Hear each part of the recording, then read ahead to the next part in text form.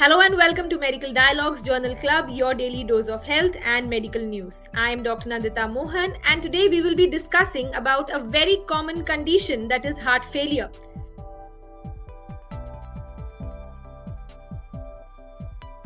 Designated as an emerging epidemic in 1997, heart failure is still a major clinical and public health concern. The studies on heart failure in the past decade has improved our understanding about the heart failure syndrome, its complexity, as well as the most suitable treatment available.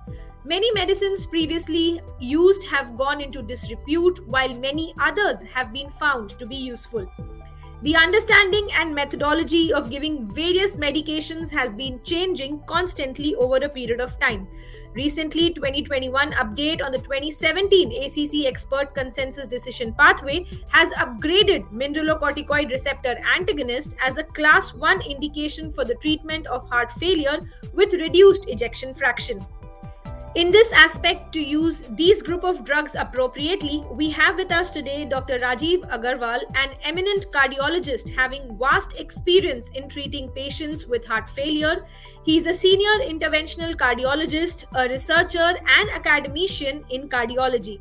Dr. Rajiv Agarwal holds a doctorate in cardiology from GB Pant Hospital, New Delhi, Pfizer Medallion for All-Round Topper in MBBS in 1983. He chairs the Department of Cardiology at the Jaswant Rai Specialty Hospital, Meerut.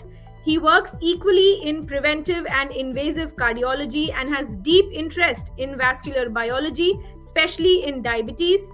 The department is the biggest referral base in India for Boston Cardiac Foundation, which implants free pacemakers for needy people and holds the Limca Book of Records for implanting the maximum number of free pacemakers in India. He was awarded there are a lot of awards and titles added on to his name. He was awarded the Lifetime Achievement Award in 2017 by the IMA Meerut, that was given by Mr. Siddhartha Nath Singh, member of the Health Uttar Pradesh. As a benefit to our practicing doctors, please, Dr. Agarwal, if you can guide us with an insight into this topic. Sir, as you know, that the topic of heart failure has been, I would say, an emerging epidemic since in 1997 and is still a major clinical and a public health concern. There are a lot of studies in the past decade that have improved our understanding about heart failure syndrome, its complexity, as well as the most suitable treatment that is available to us till date. There are many medicines as well. So, to give us a brief, there are young cardiologists who have a lot of questions about a recent update on mineralocorticoid receptor antagonist, which is used in the management of heart failure. So, if you can just brief us about what the topic or what the drug is, it will be helpful for all those young practicing cardiologists out there. Thank you very much. It is a very lengthy question you have asked. I'll be as brief as possible. As you know, there are sympathetic and parasympathetic hormones in body, and when there is a failing heart, the sympathetic hormone, they take over to kick the heart so that the cardiac output is maintained. If I say there are many of them, like sympathetic system and renin-angiotensin aldosterone system. They are the two group of hormones which stimulate heart, and this is a desperate attempt of body that beyond a point the heart is not able to be kicked by them and they become deleterious, but there is no feedback system where body stops producing them. So there is a situation where heart is failing, and despite being its protective effect or stimulatory effect of sympathetic and renin-angiotensin aldosterone system, they continue to be hyperexcited, hypersecreted, and they add on to the injury. And that's why beta blocker, ACE inhibitors, ARBs, ARNIs, and today's topic of discussion, aldosterone inhibitor, they come into role. And we are learning a lot in last 3 decades or so since I graduated that these drugs have changed the outlook in terms of quality and quantity of heart failure patients. Thank you. That was a good insight about heart failure management, talking about the era right now, sir. So, if you can just brief us or probably guide us in which heart failure patients do you prefer starting the mineralocorticoid receptor antagonist therapy? If we look at heart failure can be both heart failure with reduced ejection fraction and heart failure can be with preserved ejection fraction. In preserved ejection fraction, we have a TopCat trial where aldosterone inhibitor had been shown to reduce the rate of hospitalization without affecting CV mortality and total mortality. So that is one part of the answer. The second part, which is a lengthy answer, is heart failure with reduced ejection fraction. You know, these patients have various shades of heart failure. There are some patients who are hypertensive. There are some patients who have tachycardia. There are some patients who have cardiorenal syndrome where there is renal impairment. And there are some patients who have lower side of BP. What we call layering, what we call it personalizing, individualizing a therapy. If your eGFR is more than 30, if in men the creatinine is less than 2.5, in women it is less than 2, and potassium less than 5, I think these patients can be given MRAs without much drug interactions. The beauty of MRAs is that they live peacefully with all the drugs and they are little bit off target side effects of hyperkalemia that bothers us. Otherwise, MRAs belong and live with peaceful coexistence with each of the drug. So you have to be beware of GFR and potassium before initiating this. Otherwise, they are not having much effects on blood pressure, and that's why they can be combined in any patient as step 1 drug. Thank you. Okay, sir.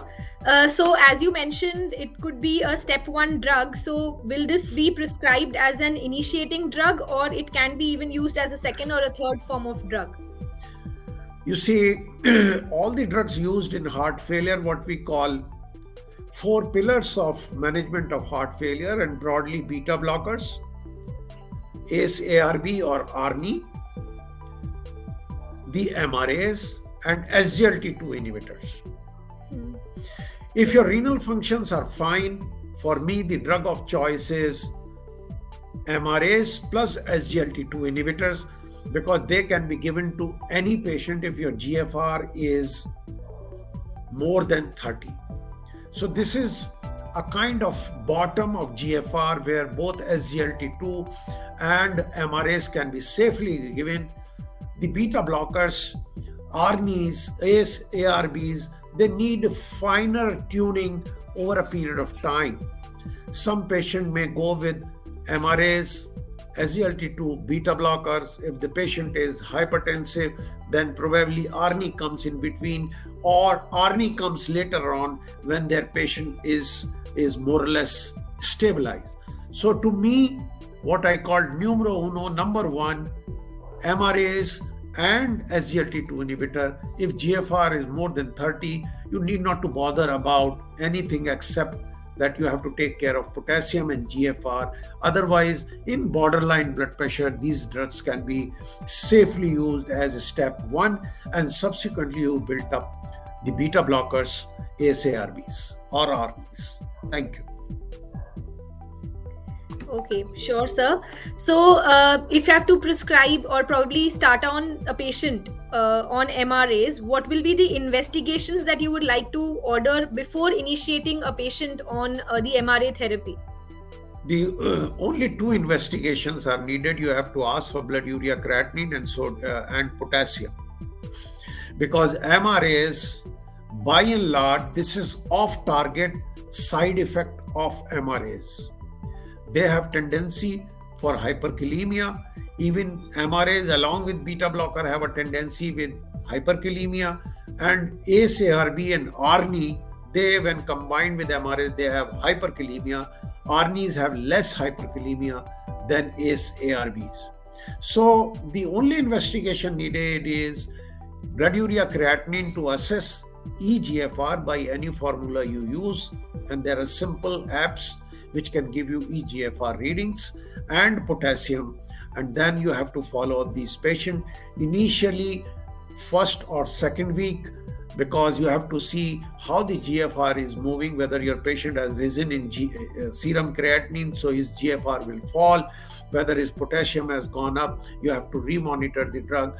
And if hyperkalemia is there, probably you may end up doing alternate day therapy of MRAs. And let me say, when I say MRAs, we have two molecules, aldosterone, the spironolactone, and the eplerenone. So these two molecules are used. We have chronic heart failure data with spironolactone and acute post-MI data with eplerenone. They are very powerful drug.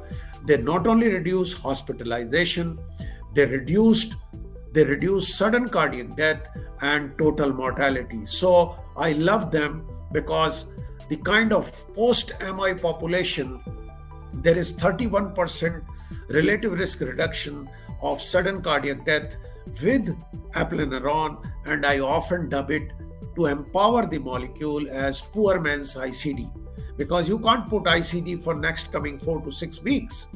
So aldosterone inhibitors are poor man's ICD, and that should enable you to understand their powerful drug to reduce sudden cardiac death and total mortality. Thank you. So as you mentioned that you love prescribing these two drugs, that is spironolactone and eplerenone. So how will you choose amongst these two if you have to prescribe them in particular? And if there is any specific patient profile that is confined to the prescription of either of these two drugs? It's a very lovely question, and automatically it generates how to choose between the two. The spironolactone, which is first generation drug, they are called steroidal mineralocorticoid receptor antagonist. It has got lot of side effects, sexual side effect, what we say, and gynecomastia is a very big problem. So there are two ways to do it.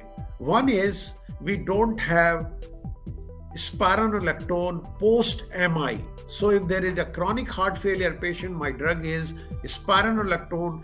If this patient goes for gynecomastia, which is common, it may be unilateral, bilateral, painful, painless, and the incidence is about 12 to 13%. These patients are switched over a period of time to eplerenone. That is how we go about it. Eplerenone is a drug which is tested in post-MI trial, which is called FSS trial. Eplerenone is not being tested in chronic settings. So if your patient is post-MI, if we talk evidence-based medicine, it is eplerenone. The eplerenone, the incidence of gynecomastia is about 2%, is far low, and there are anecdotal case reports which suggest that these drugs cause less of hypokalemia. So I'll say largely the difference between the two is probability of having gynecomastia versus no gynecomastia, and these drugs are not differentiated on their pharmacological actions in the guidelines. They are differentiated on the basis of their off-target side effects, which are more common with the spironolactone. The clinical efficacy of these two drugs are more or less same. It is the off-target effect which compel you to choose which one is to be used. There is a new kid on the block, finerenone, which is called non-steroidal MRAs, where these side effects are all gone, and these drugs have additional property of anti-proliferative and anti-inflammatory action. The effects are more renal in eplerenone and aldosterone, less on heart, but with finerenone, the cardiorenal effects are more balanced. So that is how we profile the three molecules which are in use. All three of them are FDA approved. This is all I want to share regarding the three molecules, how to make a choice between the three. Thank you so much, sir. So I guess there was basically it is only confined to the adverse reactions or the adverse effects that these three I'll drugs say what we cause say is off-target side effects. The off-target side effects. off-target para-axial effects like CETP inhibitors, when they were used to raise the HDL, the off-target effects of hypertension compelled us to not use these drugs. So we have pharmacological effects and off-target effects. So the problem is differences in off-target effect. The effects are more or less same, and guidelines do not differentiate between apleneron and aldosterone. I hope I'm clear. Yes, sir. You have made, I guess, the entire situation has come down, narrowing down to the off-target adverse reactions Yes, now. you are very precise. Sir, so the next following question will be: how do you titrate the doses of mineralocorticoid receptor antagonists? This is a very interesting question because the titration is one step. You initiate, and then from 25 milligram to you go to 50, both in apleneron and spironolactone. And the effects of both the molecules cannot be clinically titrated, like reduction in heart rate, like reduction in blood pressure. Those kind of parameters are not there when you are using spironolactone and apleneron, because you don't have clinical measure to assess whether these drugs are working or not. What you are supposed to do after 1 to 2 weeks, the para-axial effects, if your potassium is not rising, if your GFR is not rising, falling, then you increase the drug from 25 to 50. So their dosage increment is guided by the off-target side effects rather than the clinical perception of the effects.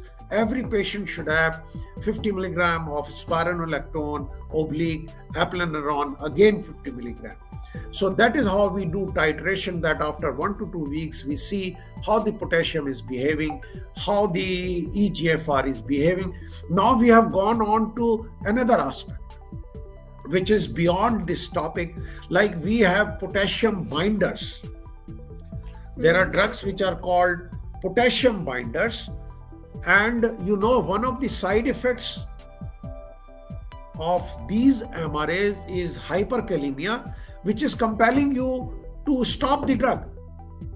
So now there is a concept that we use potassium binders. So these drugs can be continued and potassium is being taken out, thrown out of body through the potassium binders. And you need not to stop this drug. There is a drug called Patriomar, which is a FDA approved drug in 2015. And I'm very happy to announce that the Diamond trial is this is done by Dr. Javed Butler, and Diamond trial is a trial where phase 3B trial endpoints are met. So this trial has suggested that if Patriomar is used, there is lesser incidence of hyperkalemia, correction of hyperkalemia, and more continuation of RAS, ARB, or ARNIs. So potassium should not force us to stop these drugs, because these drugs are miracle drugs. They reduce sudden cardiac death, they reduce total CV mortality, total mortality, and these drugs should be continued. So now there is a concept that hyperkalemia can be taken care of by potassium binders, and we continue to use these drugs because the relative risk reduction is around 30%, which is as powerful as SGLT2 inhibitors. So I'll say, do not get mesmerized with SGLT2 inhibitors. MRAs is out of patent, cheap, effective, time-tested, evidence-based drugs, and they should be used with all enthusiasm, because the kind of sudden cardiac death you have with MRAs, you don't have that much with SGLT2, especially empagliflozin. The empagliflozin doesn't reduce sudden cardiac death. DAPA has some effect. So these drugs are very, very good drugs, and majority of the trials, somehow out of fear, they do not use MRAs in most of the trials, and this is one of the reason I'll refer you to one trial which is called Danish ICD trial, where they have shown that if MRAs are used in 60-70% of the patient, even ICD is not able to match it, and patient who had ICD and patient who did not had ICD, the sudden cardiac death was same, and this was achieved because of higher usage of MRAs. So I am obsessed with MRAs, and I feel I should be able to transfer my passion for MRAs in heart failure management because they are simple drug to manipulate. Thank you.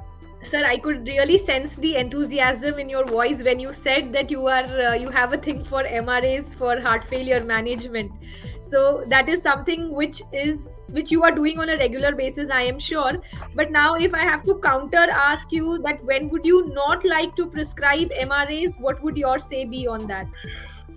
I think the same expression which I did when how to use it, the same expression can be used when not to use it.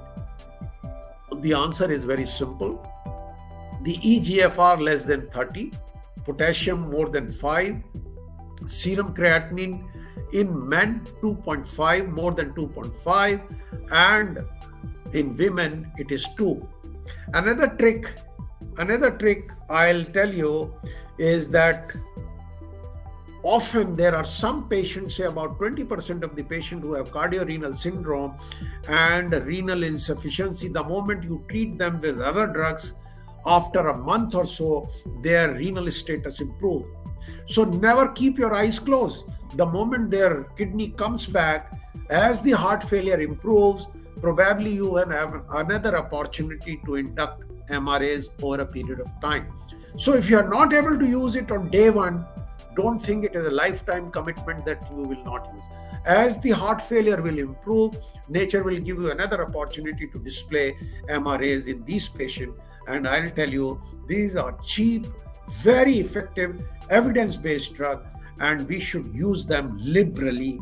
And like any other drug, there are side effects, and that is what we are trained for.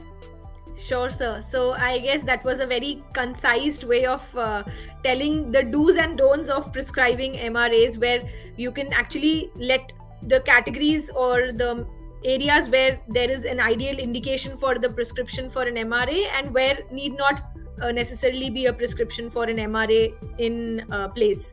So I'll just tell you a couple of things, that who are the patients who will have higher probability of hyperkalemia, like old age patients, like patient with beta blockers, like patient who is on cotrimoxazole. Unfortunately, this drug is not used now, but Septran or cotrimoxazole has got a lot of cross reactivity and higher incidence of hyperkalemia. And if you start with higher borderline potassium, suppose you are starting at a potassium of 4.5, so it does not require great wisdom to know that if you will use MRA, they may jump beyond 5. So if your baseline is high normal baseline, old age, beta blocker, Septran, low body weight, mass, all these things, they make you prone for hyperkalemia. And initially you have to monitor it once or twice, let me say weekly or 2 weekly. Over a period of time, it stabilizes. In heart failure, there is only one investigation which you need to do repeatedly, that is blood urea creatinine and sodium potassium, because most of the complication or the complexity of the therapy lies in the behavior of kidney in response to heart failure per se or therapies of heart failure. So repeatedly you have to check sodium, potassium, and the blood urea and creatinine. If you are holding on good creatinine, good blood urea, good normal sodium and potassium, continue these drugs, because monitoring of these patients is more clinical. How is your patient behaving? Heart rate has settled down to 70, blood pressure has settled down to 122/82, and urea creatinine fine. You are going great. Keep going, keep doing it, and keep increasing the dosage, because you have to achieve the target dosage as shown in the trials, and that is where you will be able to transfer full benefit to your patients. Thank you. Okay, sure, sir. So, sir, you had previously mentioned that the major prescription for a heart failure, you can use either beta blockers, ACE inhibitors, or ARNIs. And I just wanted to ask, how will you use a combination therapy of all, that is, beta blockers, the ACE inhibitors, the ARNIs, as well as an MRAs for the management of heart failure? You see, it's if you come to the real world, it's very difficult to initiate all the four therapies on day one in large number of patients because they are unstable. So, depending upon layering or personalizing the profile of the patient, what is his blood pressure? Suppose there is a patient who has got 180 by 100 by 80 blood pressure, heart rate of 78, and coming to you with heart failure. Then I will say, if kidney functions are fine, I'll go with MRAs and SGLT2 inhibitors. Suppose there is a patient who has got a blood pressure of 180 by 90, I'll go with ARNIs, MRAs, and the SGLT2 inhibitors. I'll tell you one very important trick, and I begin with that statement that sympathetic system, which encompasses catecholamines, renin-angiotensin-aldosterone system, nephrolysin system, these are protective mechanisms to increase the contractility of the heart. When heart fails, they overdo and keep doing it without gaining anything. And most of the problem now starts because of excessive humoral discharge, which is non-purposeful. The clinical aspect or clinical translation of this is, these are stimulating hormones, and these hormones keep the heart contracting, keep the heart alive and viable. If you knock all of them, then these patients go into problem. So I am not one person who will use beta blocker, ARNI, MRAs, and SGLT2 inhibitor on day one. I believe in quick sequencing. I'm not saying wait for 2 months. I'm saying I believe in quick sequencing so that heart can be weaned off gradually from these neurohumoral excitatory hormones. If you try to suddenly wean them off, the heart may just stop. Stop means the heart failure may continue to worsen. So don't try to block every excitatory hormones. As you know, in Frank-Starling law, these amines, these catecholamines, these neurohumoral substances are body's attempt to increase the force of contraction when it is stretched beyond a point. So they are not all bad. Suppose the problem is, if I crudely speak, you need 60% of it and it was purposeful. Now it has become 100% and that is not purposeful. So if you make it 0, the heart will go deterioration. So you have to gradually stop so that you come down to 60. And I believe in rapid sequencing. I'm not saying take a lot of time. It should be every 3rd, 4th day or weekly. And in majority of the patients, within a month, all the 4 therapies should be on board.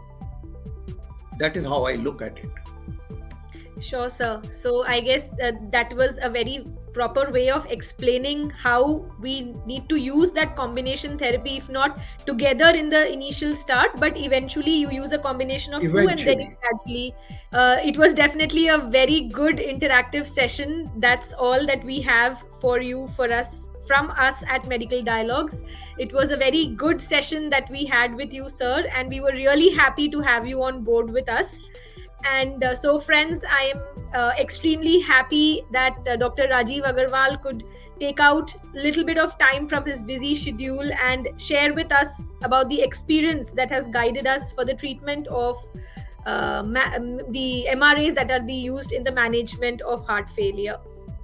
Is there anything Thank that you very would like much. to It was pleasure to me also for sharing whatever I understand about heart failure. I'm sure my expression understanding will help some doctors in treating their complex heart failure patient. And it is really pleasure when you are across your colleagues and share your thoughts. Thank you very much for providing me this opportunity. Thank you. Good night. Thank you, sir. I'm extremely happy that today Dr. Agarwal, with his enormous experience, has guided us for the optimum use of a very important class of medication which was underutilized till now for the management of heart failure. Thank you and stay safe. Never miss a medical update from Medical Dialogues. Like, subscribe, and press the bell icon.